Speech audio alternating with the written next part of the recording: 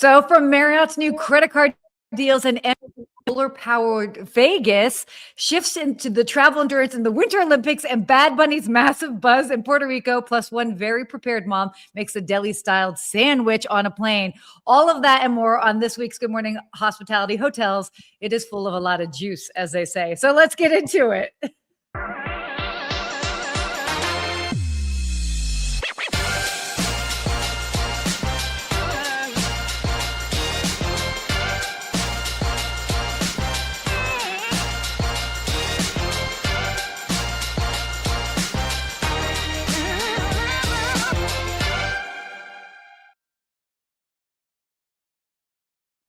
Good morning. Good morning, Sarah.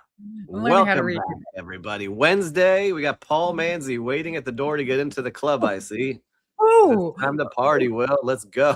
Yeah, we're a little late today. Had some technical difficulties on my end, but all good. There were no technical difficulties. I just had to get a cup of water. Okay. Anyway, oh my gosh, I got so many things.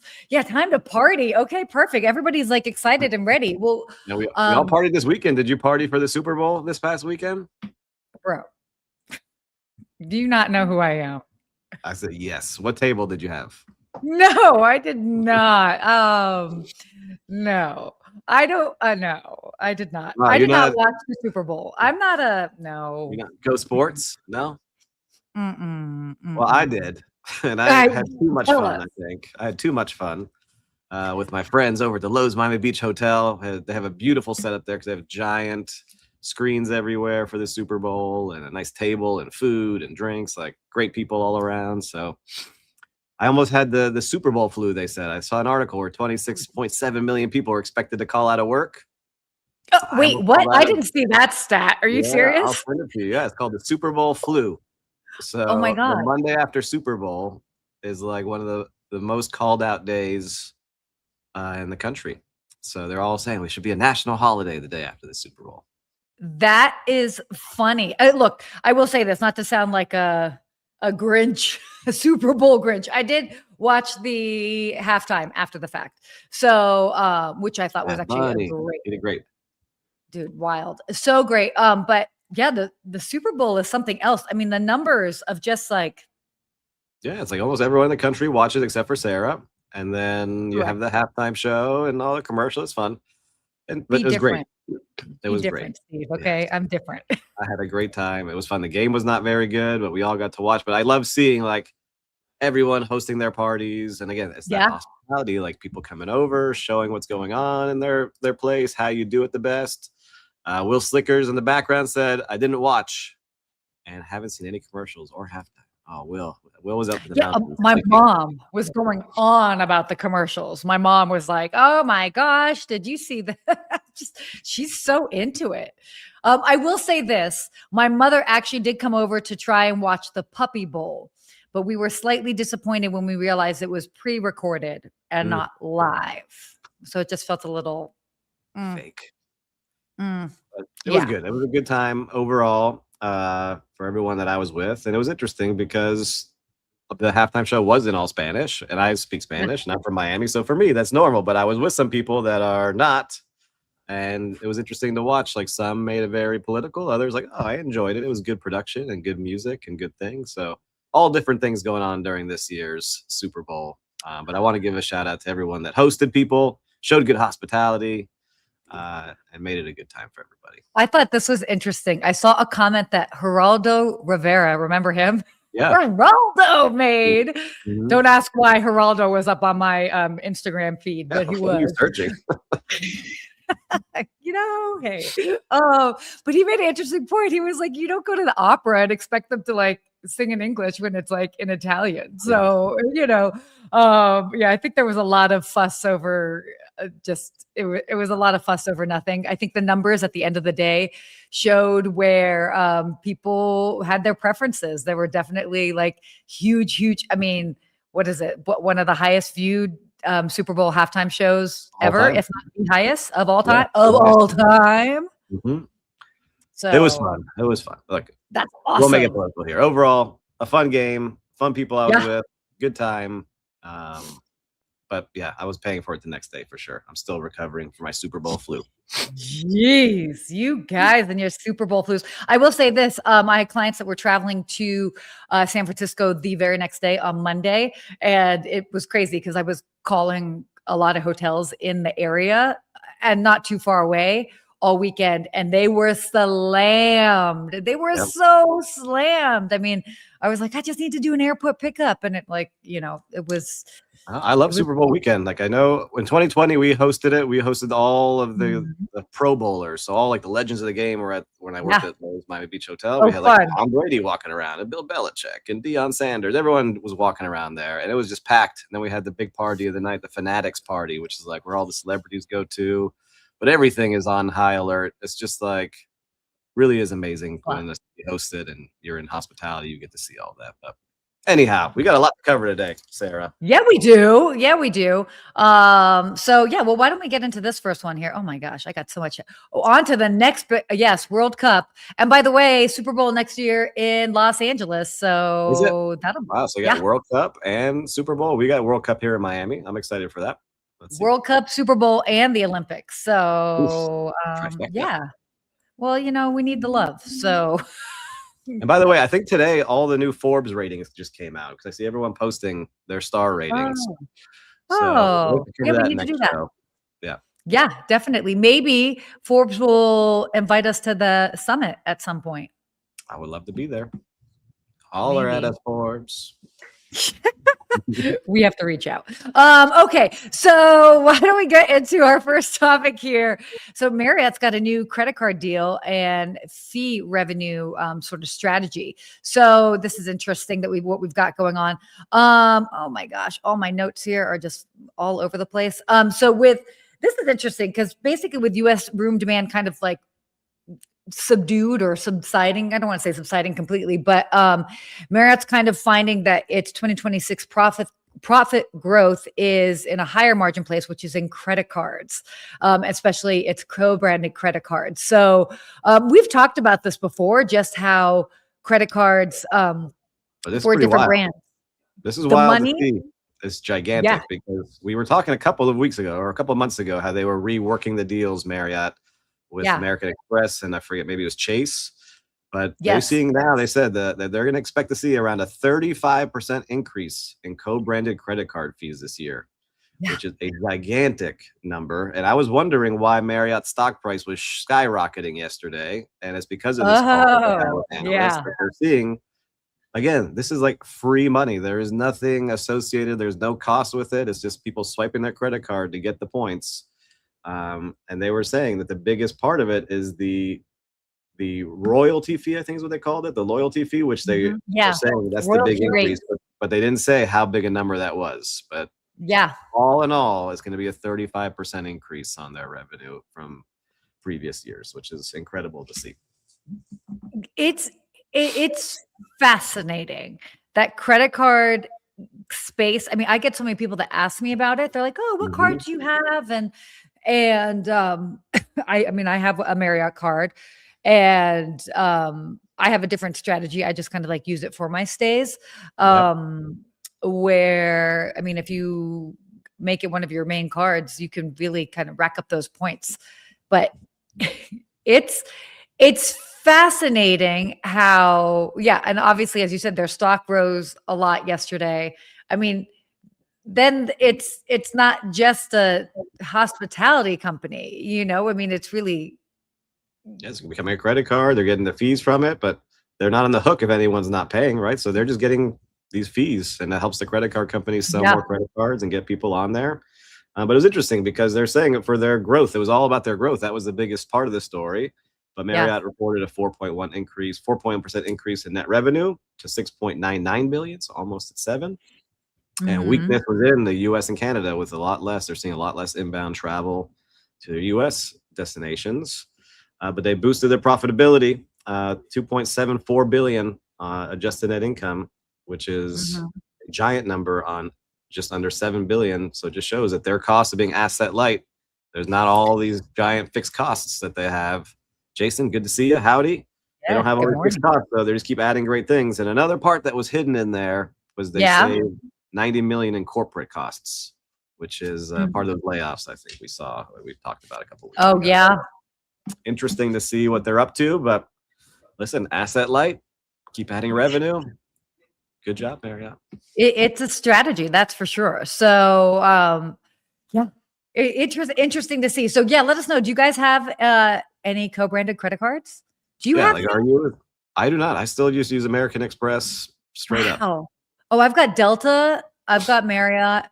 I mean, I've got a lot of cards because I don't use them all the time, but you get them for different like sign-on bonuses, and you can do that to get like extra perks. And so, look at it. I get so many points through American Express, and they do a good job. Like I could use those points right at Marriott properties, and they're fine hotels and resorts. And I do a lot of traveling, so I don't know. I'm not into. I don't know it that well. I'm not into like I got to get with the points guy. You got to figure that out a little bit more for me.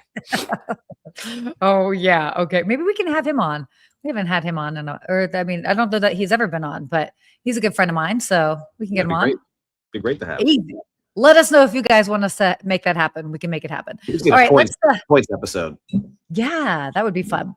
All right. Oh, next topic here, travel endurance. It's so crazy. There are Olympics happening right now. The 2026 Winter Olympics are happening right now. And this was funny because it's presenting a little bit of logistical and travel. I don't want to say challenges, but stamina, they're kind of even saying, for both fans and operators. It's a multi-stop destination. You can't get there directly. It's definitely not easy to get there, but fascinating. I always find that interesting when they choose that for big events like the Olympics, to choose a place that isn't maybe the easiest to get to. Yeah, and they're saying that too. Yeah, on average, it's because they're the home base is in Milan, which is their kind of promoting the home base, but the average trip they were saying is 6 hours, whether it's by train or plane, to get places. So they're like telling athletes and coaches and people filming and everyone involved, like, plan ahead, don't miss your flight, don't go the same day, get there a day before. So it makes it pretty challenging for the athletes. But number one, I can only imagine, like, you're an athlete, you've been training your whole life, and then you have to worry about delays and all this stuff. So they're getting there earlier and earlier to the city they have to be in. But for people covering or going to the event as a guest, an attendee, and you have multiple tickets in different cities, it's hard to do all those things. So all the events are in different places. It's crazy because they're expecting about 2 million visitors for this particular Winter Olympics. And by the way, what's interesting about this is Los Angeles is kind of toying around with a similar sort of concept. I mean, I feel like even one of the one part of the Olympics is like somewhere else entirely. Don't quote me on that, but I do remember hearing that. I don't remember. Yeah, they're saying they're like in 5 different areas, and so they're spread out in different areas across the mountain range, all throughout the mountain range, and they're not major travel destinations with major airports, so you have to take trains and cars and planes, and it's interesting to see how they do. And they were saying in the Paris Olympics, where you would think like, oh, you're going to get a big boom because of people traveling, Delta actually lost money because they had to rearrange so many things for people traveling to the city and do it in different ways. So it's really not like you're gonna get a boom. You get things that are shifted around because people then avoid the city too, because like, oh, I'm not going to the place where the Olympics are being held because I don't have tickets. It's gonna be too crazy. So, and you lose out on the revenue that way too. The airlines were saying so. And Paul Manzi, the problem that skewed more Winter Olympics than summer. With remote mountain events, creates some amazing visuals, though. That's true. I've been watching those drone shots, chasing those skiers going downhill. It's pretty intense. Those drones are flying at 70 miles an hour behind the skiers. That's wild. Yeah, the coverage has been fantastic. But it's also it's interesting. I mean, how can you can't? It's almost impossible to keep everything in the same area. So I think it's just. Especially maybe it's better. A lot of Mother Nature. You got to find the snow. So you got to go to the mountains. But I think we skipped a story, Sarah. You got excited. Wait, we did. I'm sorry. Oh, we got a big one. This is a big one. We did. This is a big one. Sorry, I'm on this weird screen today. Let's go back to this story. So MGM Okay, this was kind of cool. So MGM now powers all of its Las Vegas Strip properties with solar. This was pretty fascinating, is because they've been kind of like working on this for some time, and now basically they power up to 100% of their daytime electricity. Covering, by the way, they've got 14 hotel casinos, so which is pretty awesome. But fascinating thing is they didn't actually pay for this up front. So as far as like to build the solar arrays. So they basically worked with developers as they were building them, and basically committed to buying the electricity on those projects. And it's been going on for several years, but I think they actually reached the net, what was it? Like 100% mark in December is what it was. Yeah. So they're doing all power through their casinos. So they have 40,000 hotel rooms that they're powering. And that's almost 2 miles of Vegas Strip that is now powered by solar. And their goal by 2030 is to get to 100% renewable energy. And so they're 2/3 of the way there. But it's an interesting business model where this has been in the works for several years, where the solar company said, hey, if we build it, will you use our energy? And they said yes. They had to do a little bit of an investment, but then they said, okay, we're going to have a flat rate. So basically they know how much every month they're going to pay. And if you run hotels, electricity is one of the biggest costs that you have in that building. Yeah. And so if you can all of a sudden understand what your cost is going to be every month, you can forecast better and you can do things that way. And what was interesting is that MGM had to pay $80 million in exit fees to get off the grid of normal power lines. So on top of paying 80 million, they said this is still a good decision for us because it must be that much cheaper, because they said they look at everything through a financial lens. Yeah. They're doing everything to bring in, for the bottom line and help the publicly traded stocks. So I love seeing it because you always hear about solar or wind. I think, you can't power everything, but they've just done it now. They show it's a great example of what they have going on in their hotel. Well, the state of Nevada actually ranks among one of the top states in the U.S. for solar capacity. About more than 30% of its electricity of the state comes from solar. I've seen apartment buildings that are completely solar in Las Vegas. It's cool. It's great that, again, for some of these states that can really take advantage of it. And keep in mind, it's not just like electricity, like turning the lights on. Think about the summer heat and the AC bills. Yeah. It just about everything in a casino, right? Just imagine one casino, these mega 4,000 room casinos with all the AC and everything, all the slot machines and all of the things going in back of house and all the computers. Like, there's just so much that goes into powering a building, and it's just wild to me that now it can be done. Technology is catching up. So I'm excited to see as a good example. Like, I forget what cruise we talked about where the CEO wants to go to renewable energy. Now we have MGM leading the way. So hopefully this keeps going. As I build our project, it makes me now want to double guess, are we doing enough to be sustainable? Well, you could definitely, you've got certainly where you're based, you've got a little bit more weather, but you've also, but again, it's, especially with the advancements of different batteries. And so that you're able to kind of stock up on that solar. I think we're only a few years away from it really changing. And look, if they can do it in Las Vegas and the Strip with this much. Yes, I'm excited. That's why I was excited, because that's where you think of excess of everything always going. So good job, everyone. Let's see how it continues to push. All right.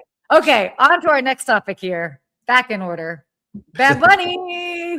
Bad Bunny. Bad Bunny. We talked a little bit about this at the beginning. Wow. Okay. So the big thing now is Bad Bunny, obviously from Puerto Rico, the big buzz over the weekend going into this week. Now the big question is, can the tourism board of Puerto Rico turn this sort of buzz into bookings? Yeah. Definitely. Even just last year when Bad Bunny did his whole residency there, the increase that they saw, everybody was just it was so exciting. So, funny because actually even this week, there's a couple of different organizations. What was it? I think the independent, ILC, Independent Lodging Conference. They have an event there. Yeah. Yeah. They have an event there now. I think we're going to see a lot more events that are going there. And I've been there before and seen I was in Puerto Rico with the Hilton's team that does all of their events. And so I've seen a lot of the events and marketing space, and they absolutely have the infrastructure to be able to host conferences and bigger events, whether you want to do wellness focus, whether you're just trying to have a place to host several thousands of people. Puerto Rico is an option. And I mean, that's just even from the business side of things, but I'm sure it's obviously putting it more on the map for people to be like, oh yeah, I haven't been there in a while, or I haven't been there before. Oh my gosh, I can go. I don't need a passport. You know, and you feel like you're in another country, but you're in a U.S. base. Yeah. And so for me, I love Puerto Rico. I haven't want to explore some more. That made me want to, but they were saying the commercials for the Super Bowl for a 30-second commercial is $8 million. And they had Bad Bunny on a 13-minute performance. So if you do the math, it's about $200 million commercial for Puerto Rico, because he did highlight everything about Puerto Rico, good and bad things on there, like they were talking about. But they said, look, they are seeing a spike to their travel website, and their goal is to say, hey, if you got interested, cool. Now we're going to try to convert you to show what a great place it is to come and visit and enjoy. So I think more and more people should go. But you're right. It's amazing what one person can really do for a community, or an event can do for a community. And if you do it the right way, it really takes off. So I'm very excited to see what happens for all my friends in Puerto Rico, because I do have a lot that live there and then have moved here. And, you know, after the hurricanes that hit the island really hard, they needed to bounce back. So I'm excited to see how this continues to evolve. And there's a lot of luxury offerings for people there. I actually know a good number of CEOs and individuals, like ultra high net worth individuals, that have chosen to live there because of tax benefits. So,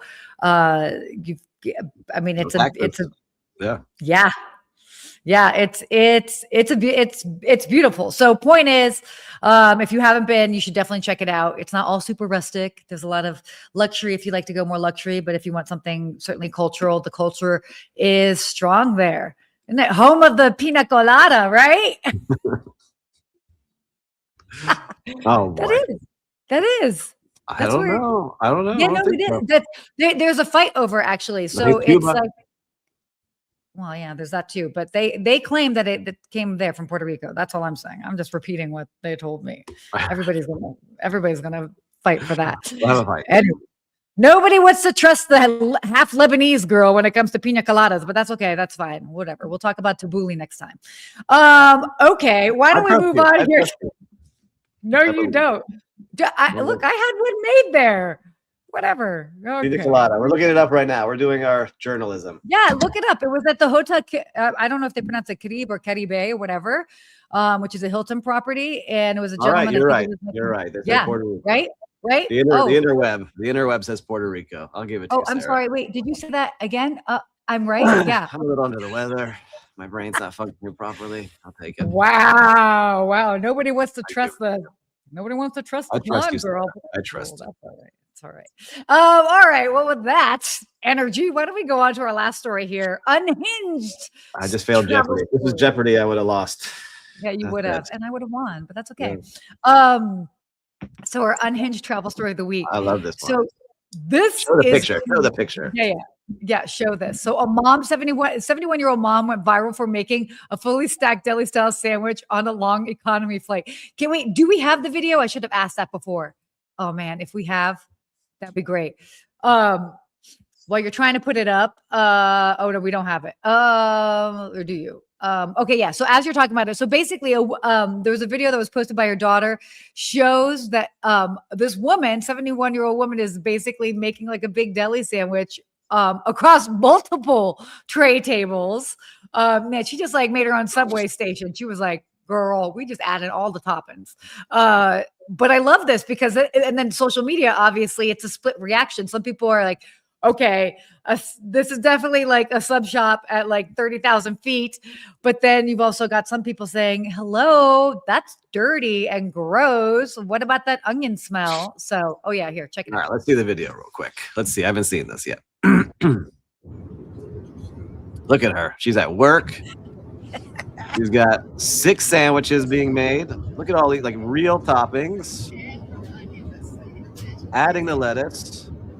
That's a straight up assembly line. Yeah, it is very impressive what she's putting together. Thank you, Mom. Oh, look at that sandwich. That is a delicious. I'm starving right now, too. That looks like a delicious sandwich. That is hilarious. Oh, my God. Wait, did they create extra for other people? They should have. No, those are kids just reading the article. I hadn't seen the video yet. But that is a real mom right there. And Jason saying mom's rule. I agree. But I'm trying to figure out, like, I worry about, like, if I have a liquid in a bottle or, like, I'm traveling with, like, too much, products that are gel or something. And how does she get all of this on a plane? I don't understand. Well, she just would bring the deli meat and the cheese. So deli this meat, you bring bread. Yeah, bread, yeah, you can bring all of that, and then she probably just went by one of the stores or like the restaurants in the airport, just grabbed a couple extra things of mustard and mayo or whatever she wants to put on it. That's what I would do. That's I'm just smart. saying. Yeah, I'm just impressed. Like I freak out. Like, do I have everything I need? I don't want to get pulled over. It's cute. She's just rolling through with a full sub shop on her bag. Good job, Mom.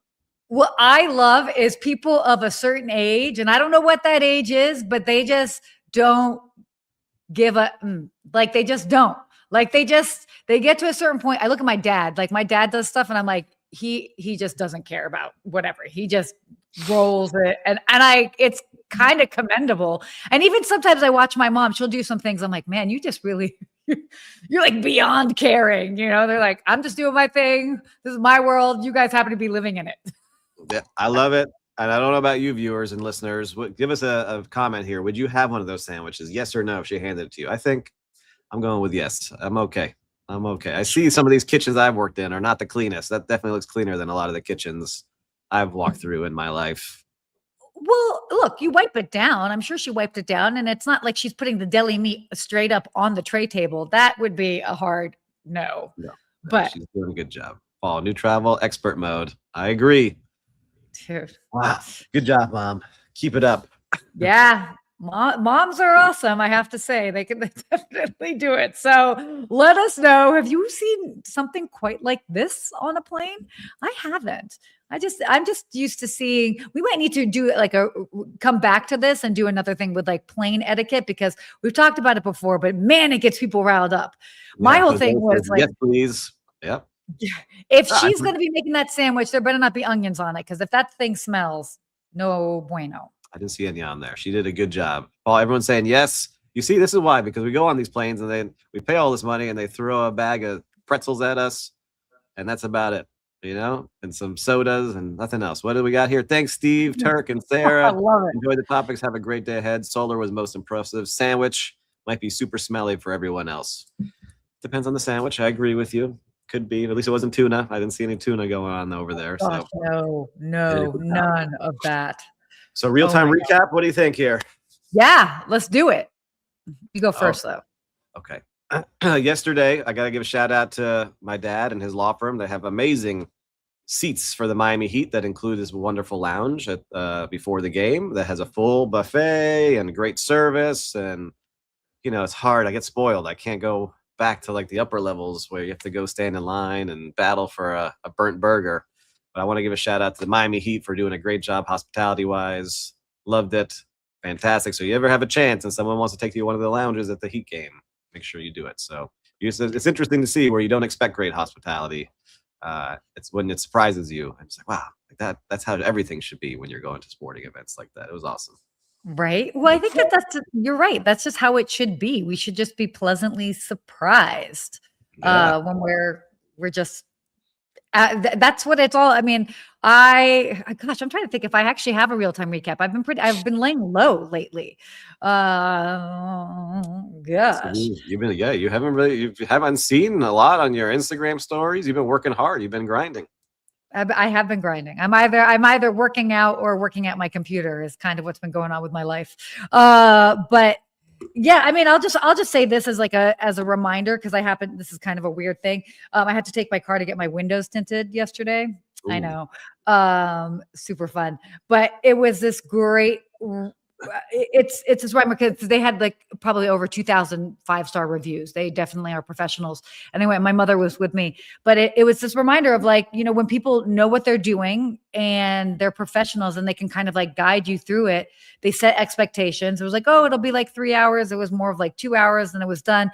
And all of these are just little things that, okay, yeah, we're talking about a place that like tinted car windows, but there's an element of hospitality there. And so I think that we all have to remember that anytime that you have a customer business, whether you're tinting car windows, whether you're a CPA, whether you're working at a sub shop, on a plane or in an airport, there's an element of service and that hospitality, and it just being patient with people, answering questions, leading with your professionalism, especially if you've been in business for a while. It's a good reminder that, again, you can get good service everywhere. So that's my little really random roundabout real-time recap. I like it. So you got your windows tinted. Did you get rims and a subwoofer too, or just windows tinted? Don't make me sound so bougie. No. 24s, my 12-inch. My rims are already dark. I don't need a subwoofer. I got my lights on the interior. I got it. Look, the car's looking fly. Maybe we'll share it one day. I like it. All right. Well, listen, we did a great show here. I love all the new viewers that we saw here commenting. Sabine, we got your comment in here. Sevket, we'd love seeing you join the show. Look, we shared a lot of great info. I know that if you found it interesting, somebody else will too. So take this time right now to share this story with them, share the podcast. If you haven't yet, make sure to follow Skift on YouTube, LinkedIn, and anywhere else that we're streaming.